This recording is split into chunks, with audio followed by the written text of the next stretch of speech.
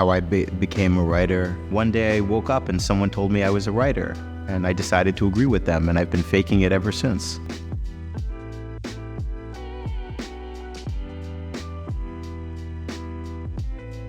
It's a novel about the Netanyahu family, but not about the famous Netanyahu, Bibi Netanyahu. It's about his father, Benzion Netanyahu, and how the Netanyahu family got to the United States in the 1950s and 1960s. Harold Bloom was an English professor at the time. He was the first Jewish and only Jewish professor the university was teaching at. They had an interview for another position there, a professor of medieval history. Benzion Netanyahu came to interview for the job, and they told Harold Bloom, hey, take him around. He's a Jew. He's one of yours.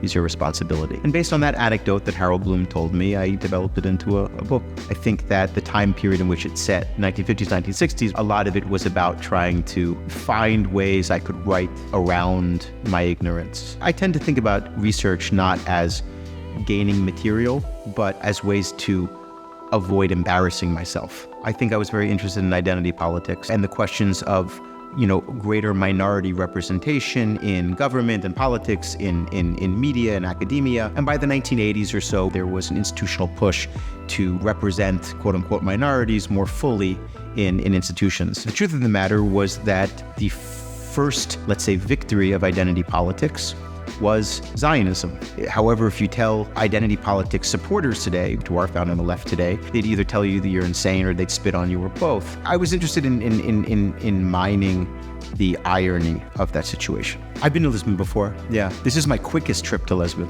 Benzion Netanyahu was a scholar of the Iberian Inquisitions. There's some Portugal, some Spain in this book. I'm interested in how people kind of, react to that. It's nice to be in a place that's cooler than New York and Tel Aviv.